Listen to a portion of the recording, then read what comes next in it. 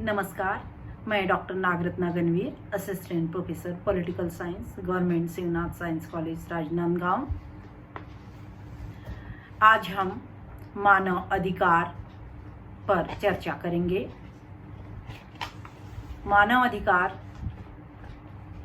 में हम प्रस्तावना, मानव अधिकारों का उदय, संयुक्त राष्ट्र संघ की स्थापना, मानव अधिकारों की सार्वभौमिक घोषणा, मानव अधिकारों पर अंतर्राष्ट्रीय प्रतिज्ञा पत्र या बिल, संयुक्त राष्ट्र मानव अधिकार उच्चायुक्त का गठन, मानव अधिकार का संरक्षण और प्रोत्साहन, मानव अधिकारों का उल्लंघन, भारत में मानव अधिकार की स्थिति और मानव अधिकार संबंधी अन्य कन्वेंशन पर हम चर्चा करेंगे। यह बहुत ही महत्वपूर्ण टॉपिक है क्योंकि यह बीए फाइनल में भी है और बीए पार्ट 1 में है, पर्यावरण में है। अतः सारे विद्यार्थियों से मैं कहना चाहूँगी कि आप लोग नोटबुक निकालिए और नोट करते जाइए। मानव अधिकार पर पीजी में भी मानव अधिकार पर सर्टिफिकेट कोर्स किया जाता है। ये बहुत ही महत्वपूर्ण सब्जेक्ट है, टॉपिक है और इस पर हम सभी को जागरूक रहना चाहिए। तो मानव अधिकार क्या है, हमें जानते हैं। मानव अधिकार वे अधिकार होते हैं जो मनुष्य के जीवन, स्वतंत्रता, समानता और गरिमा से जुड़े हुए होते हैं।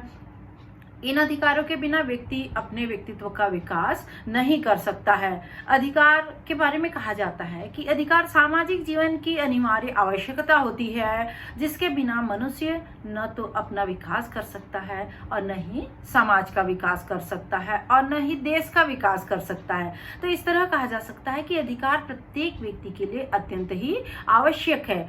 अधिकारों के बारे में कहा जाता है कि अधिकार वे मांगे होती है जो व्यक्ति के लिए अत्यंत आवश्यक होती है। राज्य के द्वारा उन मांगों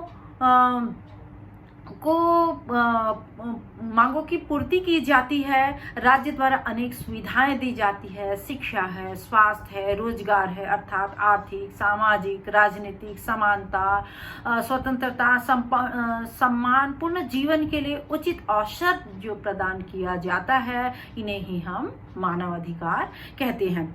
मानव अधिकारों का प्रारंभ कहाँ से होता है, मानव अधिकारों का उदय कहाँ से हुआ, इसके बारे में हम देखेंगे।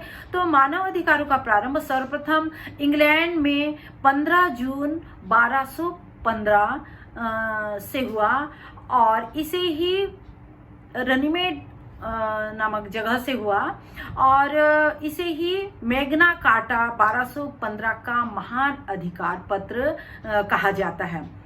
वास्तव में ये मानव अधिकारों की जरूरत क्यों पड़ी, क्यों लोगों ने मांग की कि हमारे अधिकार सुरक्षित होने चाहिए, इसके बारे में कहा जाता है कि इंग्लैंड में गरीब वर्ग के, कमजोर वर्ग के लोग थे, महिलाएं थी, उनके अधिकारों का बहुत अधिक शोषण होता था। जो निरंकुश शासक थे, शक्तिशाली लोग थे, उनका शोषण करते थे। अब तो इन सब ने मिलके सामंतों के विरुद्ध आवाज उठाई थी और उस समय के तत्कालीन सम्राट जॉन को एक अधिकार पत्र पर हस्ताक्षर करवाया था कि अब हमारे अधिकार सुरक्षित होने चाहिए। ये हमारा अधिकार है, जीने का, स्वतंत्रता का, बोलने का अधिकार है। ये हस्ताक्षर करवाए थे, इसी को मैग्ना कार्टा अधिकार पत्र भी कहते हैं। तो इंग्लैंड में 1628 में अधिकार याचना पत्र पिटीशन ऑफ राइट्स एवं 1689 में बिल ऑफ राइट्स द्वारा राजा की शक्ति पर अंकुश लगाया गया था। उस समय राजा जो थे निरंकुश रहते थे, लोगों का बहुत ज्यादा क्या कहना चाहिए, उनके अधिकारों का हनन होता था। लोगों को बोलने का अधिकार नहीं था, मत देने का अधिकार नहीं था, किसी तरह से अच्छा जीवन का अधिकार नहीं था। तो लोगों ने राजा पर दबाव डाल कर अपने अधिकारों के प्रति इन्होंने लड़ाई की थी। तो इस तरह से अपन देखते हैं अमेरिका में 4 जुलाई 1776 में स्वतंत्रता की घोषणा के साथ मानव अधिकारों की सुरक्षा की गारंटी दी गई। इसी तरह से 1789 में फ्रांस की राज्य क्रांति में मानव अधिकारों की सुरक्षा के लिए कदम बढ़ाया गया।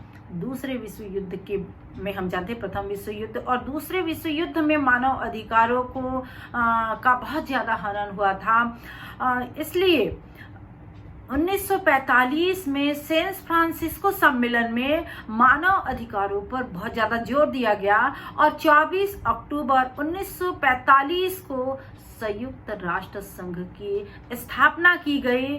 श्रीमती एलिनोर रूजवेल्ट की अध्यक्षता में आर्थिक और सामाजिक परिषद की एलिनोर रूजवेल्ट जो थी वो सदस्य थी यूएनओ की का एक अंग है आर्थिक और सामाजिक परिषद, इसकी वो अध्यक्ष थी। और 10 दिसंबर 1948 को महासभा ने निर्विरोध मानव अधिकारों की घोषणा की, मानव अधिकार आयोग बनाया गया। ये मानव अधिकारों की विश्वव्यापी घोषणा की गई और इसमें प्रस्तावना में ही कहा गया कि मानव जाति को जन्मजात रूप से गरिमा और सम्मान से जीने का अधिकार है। चार्टर की प्रस्तावना में ही कहा गया कि मानव के मौलिक अधिकारों, मानव के व्यक्तित्व के गौरव तथा महत्व में तथा पुरुष और स्त्रियों के समान अधिकारों में जो है चार्टर जो है वह विश्वास प्रकट करता है। तो इस तरह से अपन देखते हैं कि मानव अधिकारों की घोषणा की गई और ये जो घोषणा पत्र था, मानव अधिकारों का घोषणा पत्र, इस घोषणा पत्र में 30 धाराएं थी। ये 30 धाराएं हैं। ये 30 धाराएं हैं। पहला अनुच्छेद है सभी मनुष्य जन्म व स्वतंत्रता और अधिकार और मर्यादा में समान है। अनुच्छेद 2 कहता है कि प्रत्येक व्यक्ति को जाति, रंग, लिंग, धर्म, राजनीतिक और सामाजिक भेदभाव के बिना सभी प्रकार के अधिकार और स्वतंत्रता प्राप्त है। अनुच्छेद 3 में कहा गया कि सभी व्यक्ति को जीवन की, स्वाधीनता की और सुरक्षा का अधिकार है। अनुच्छेद 4 कहता है कि कोई भी व्यक्ति को दास या गुलाम नहीं बनाया जा सकता है।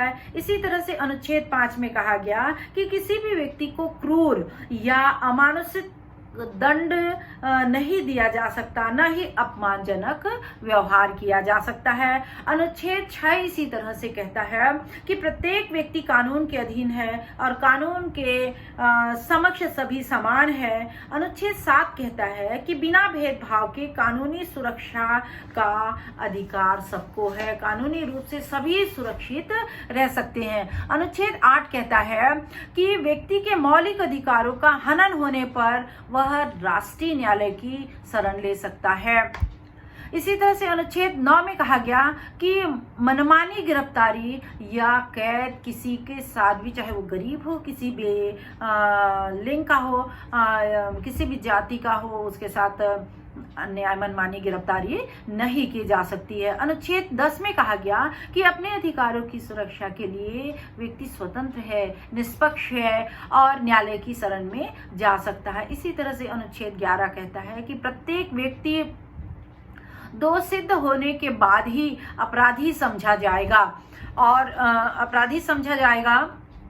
अनुच्छेद 12 कहता है कि प्रत्येक व्यक्ति को पारिवारिक गृहस्थी बनाने का अधिकार है, उसकी गोपनीयता को बनाए रखने का अधिकार है। अनुच्छेद 13 में भी इसी तरह से कहा गया कि राज्य सीमा में आवागमन, निवास की स्वतंत्रता है, वो बेहिचक घूम सकता है और इसके लिए किसी तरह की मनाही नहीं है। अनुच्छेद 14 कहता है कि किसी भी व्यक्ति को प्रताड़ना से बचने के लिए अन्य देश में आश्रय लेने का भी अधिकार है।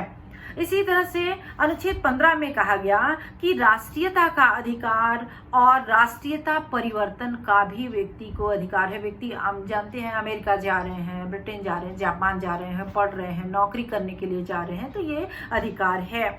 इसी तरह से हम देखते हैं अनुच्छेद 16 कहता है कि वयस्क स्त्री पुरुष को विवाह की स्वतंत्रता है, वो विवाह मनपसंद विवाह कर सकता है, इसके लिए कोई बंदिश नहीं है।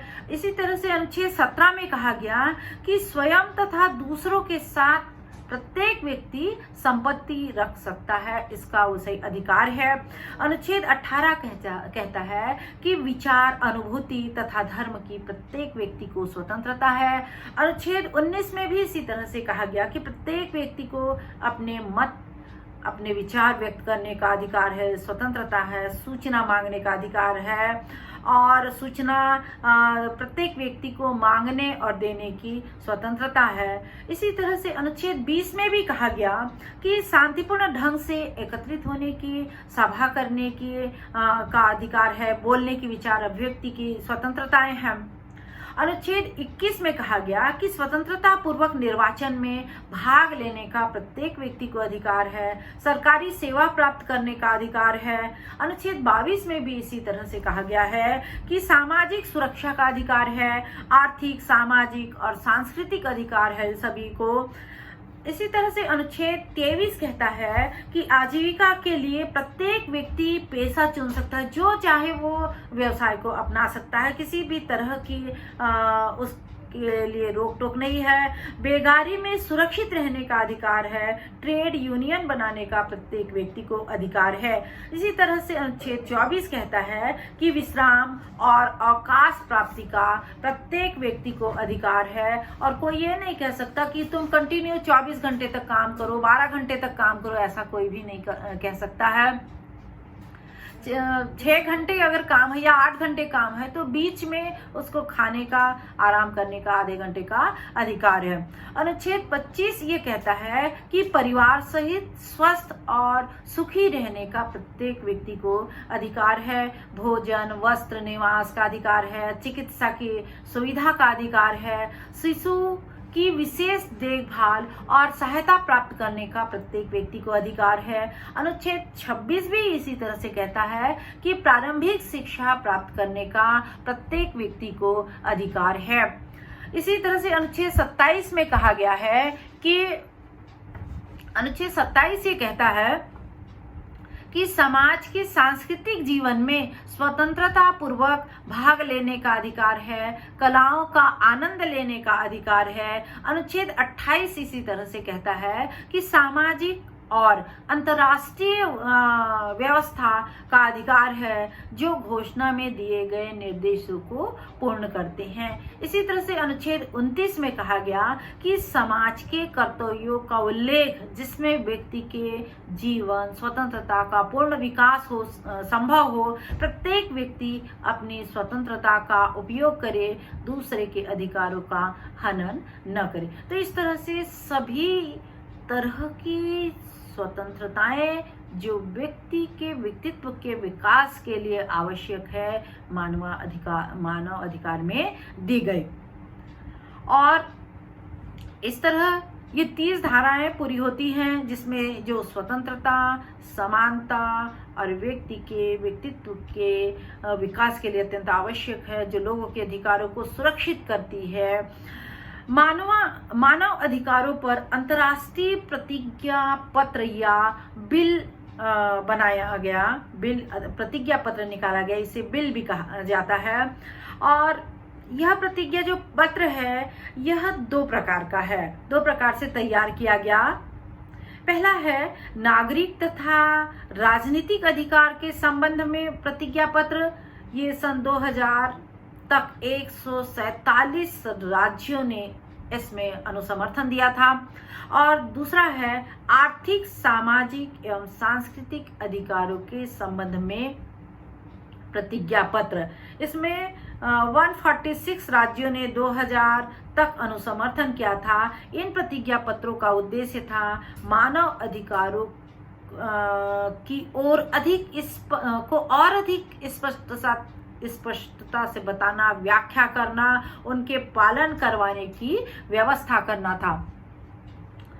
इस प्रकार संविदा का उद्देश्य सदस्य राज्यों जिन्होंने इस पर हस्ताक्षर किया है उन पर बाध्यकारी रूप से लागू करना, मानव अधिकार संबंधी अंतर्राष्ट्रीय प्रतिज्ञा पत्रों को राज्यों के हस्ताक्षर तथा पुष्टि के लिए प्रस्तुत किया गया।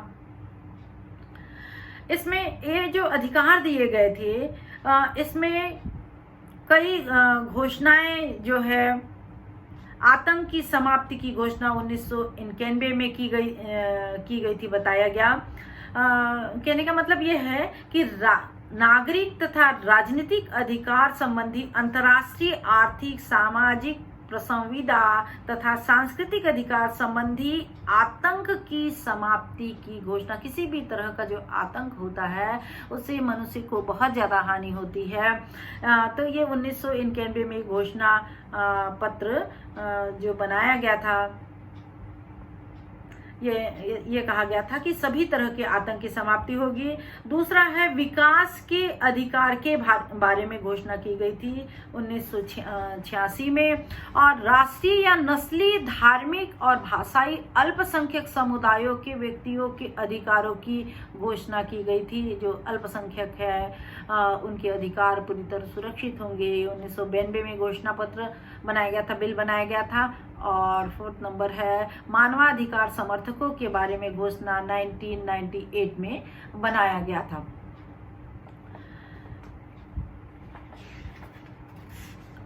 अब हम नेक्स्ट जो चैप्टर है उसको बाद में मैं बताऊंगी। धन्यवाद।